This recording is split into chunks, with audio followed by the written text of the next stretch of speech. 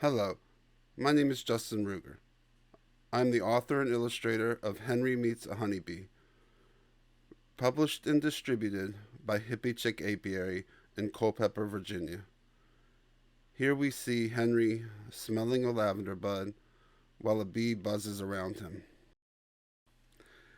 Hnery is enjoying his community garden. It is springtime, the weather is warm, and the sun is shining. Hnery loves the garden because he is able to see the butterflies flying and hear the birds chirping. Hnery is hiding behind a pumpkin and some watermelon, in front of a field of corn, next to the rose garden, while a cardinal and butterfly are flying through the air. Hnery loves to smell the sweet smells coming from the flowers. His favorite is the fragrant buds from the lavender plant. As Hnery is smelling the lavender, he is greeted with not only a sweet smell, but a buzzing honeybee.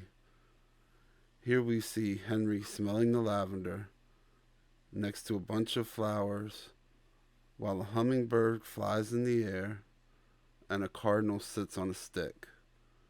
There's a worm in the ground and a honeybee buzzing around. "Oh no," says Hnery as he jumps back.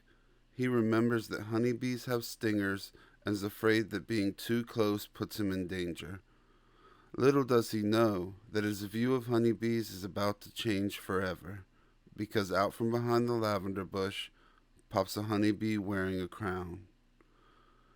Here we see Hnery looking at the honeybee wearing a crown, who is behind the lavender bush with a worm in the ground. "Hello," says the honeybee. The honeybee continues, "My name is Honey. I am the queen bee of the hive in this garden." Hnery stammers, You can talk?" Honey flies around Hnery's head while chuckling to herself. "Why, yes, I can talk. I am here to teach you about honeybees and why you shouldn't be afraid of us," says Honey. Hnery is sitting on a rock next to a sunflower. There's mushrooms in the ground and a turtle walking around. There's an apple tree and a dragonfly and honey flying around Hnery's head. There's a beehive in the back with worker bees flying around. Thinking to himself, he mumbles, "What could go wrong?" No sooner does wrong pass his lips than he starts to spin and shrink at an alarming rate. "What is happening to me?" he yells out. Honey, still circling the lavender bush, says, "To show you all about honeybees, I have turned you into one."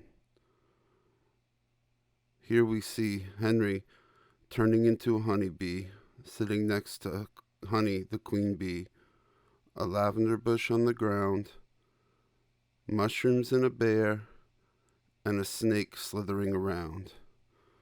There's a butterfly in the air and a beehive over there. Hnery, getting used to his new wings, flies to the nearest puddle of water and sees his reflection. "Oh no," he exclaims. "What do I do now?" Honey looks at him and with a tilt of her crown says, "Follow me and I will teach you what I can." Here we see Hnery next to a puddle with his reflection, a mushroom and some grass, and honey flying around. Buzzing through the air, Honey leads Hnery to a nearby, newly opened lavender bud. Hnery, still adapting to his new wings, struggles to keep up and finally joins her. Honey looks at Hnery. "Now listen here, Hnery. Plants like lavender would not be possible without honeybees. We help them grow by carrying pollen from one plant to another. This is called pollination, and without it, plants would struggle to grow."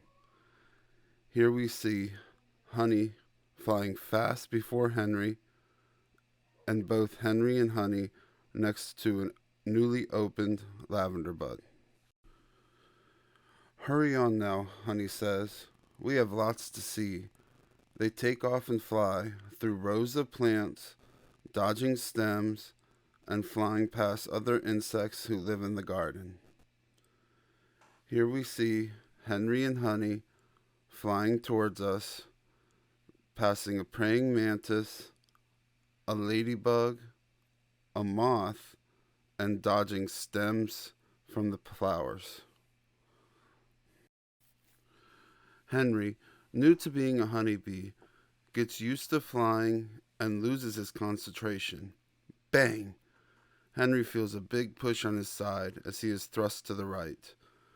This startles him until he looks up and realizes he almost ran into a large wooden frame that has a small opening. Honey, who knocked Hnery out of the way, exclaims, "What are you thinking? You almost ran into our home." Here we see Honey knocking Hnery out of the way, both of them flying in front of the hive with a snail on the ground. Hnery is blown away by the size and busyness of the hive. It is so large compared to him and Honey, nothing could explain the large number of honeybees flying back and forth out of the hive opening. Here we see Hnery and Honey flying between the apple tree and the hive, and many honeybees flying around. Honey, letting Hnery regain himself, says, "Welcome home. This is the hive." Hnery looks around and notices not all bees look the same. He turns to Honey. "Why are the honeybees different sizes?"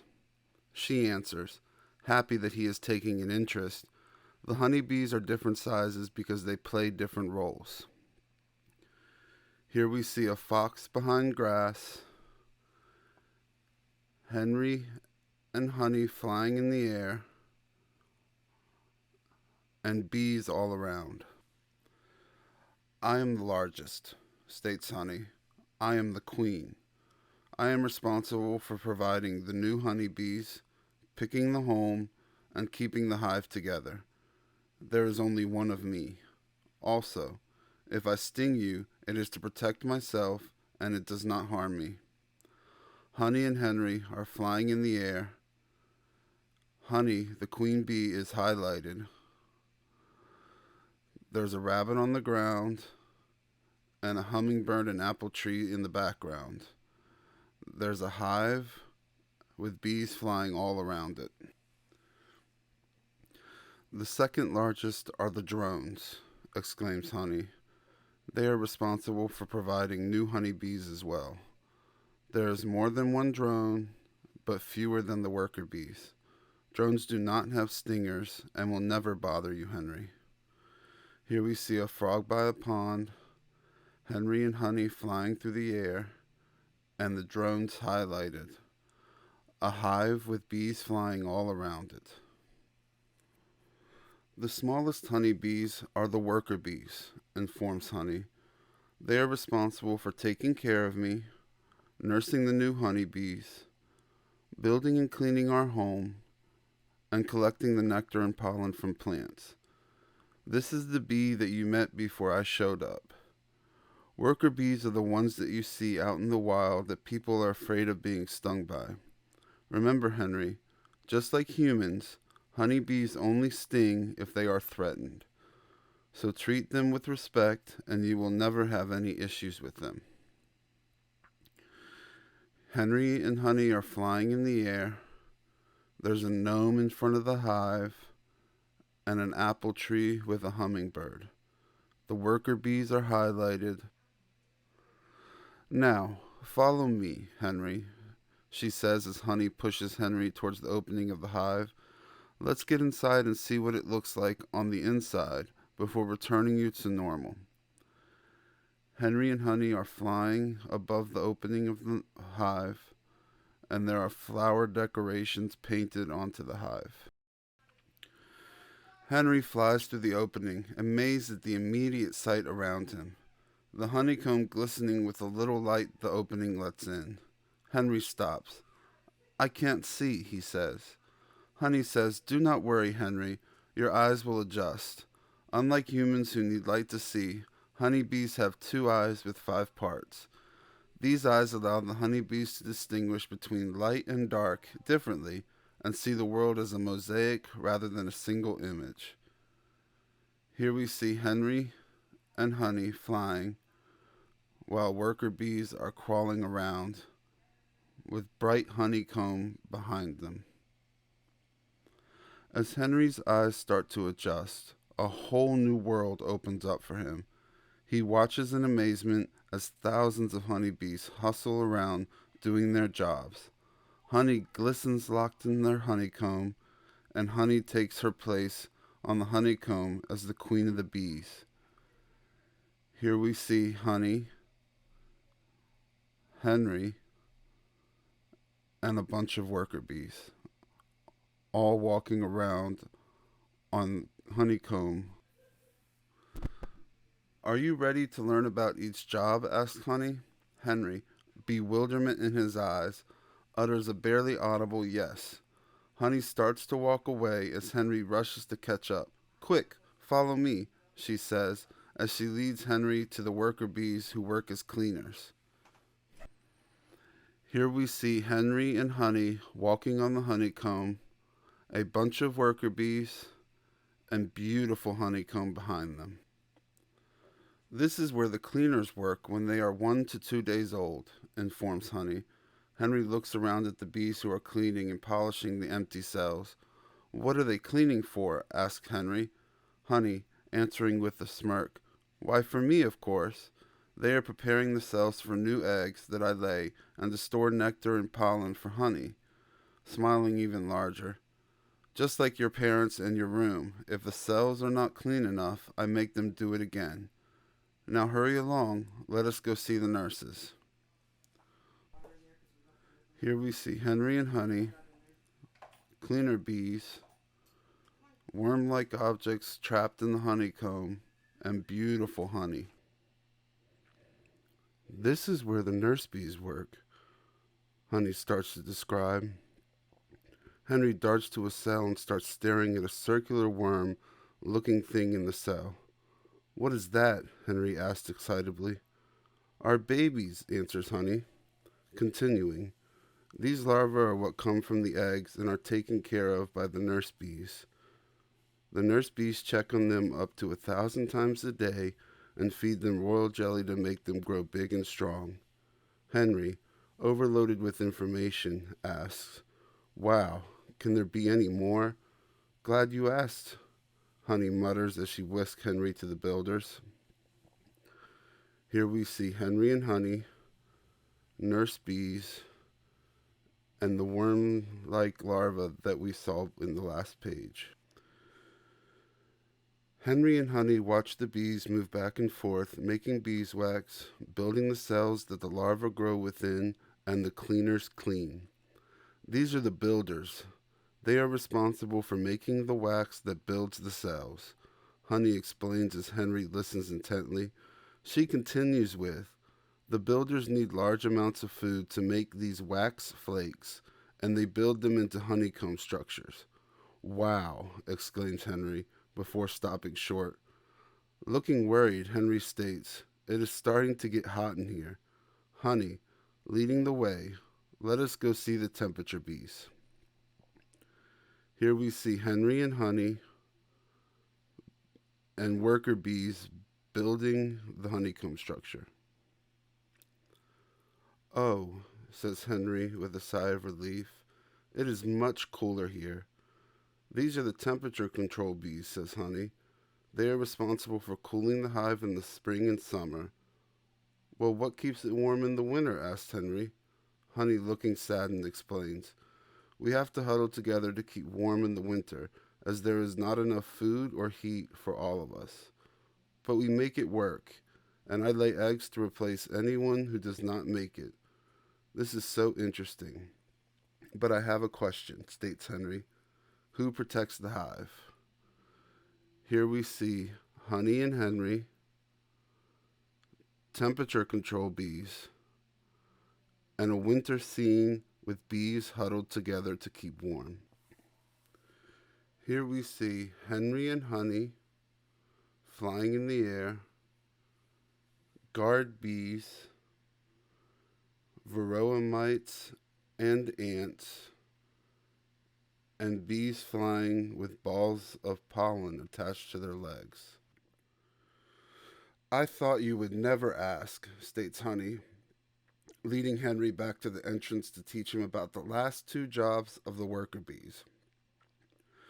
Now I will teach you about the foragers and the guard bees, says Honey, stopping to see if Hnery is still with her. She continues, these are the guard bees, their last job before becoming foragers. They are responsible for keeping away bees from other hives, called robbers, and other pests that may try to get into the hive. Their role is vital to the survival of the hive itself. Wide-eyed as bees fly in with giant yellow balls of pollen around their legs, Hnery asks, what are they?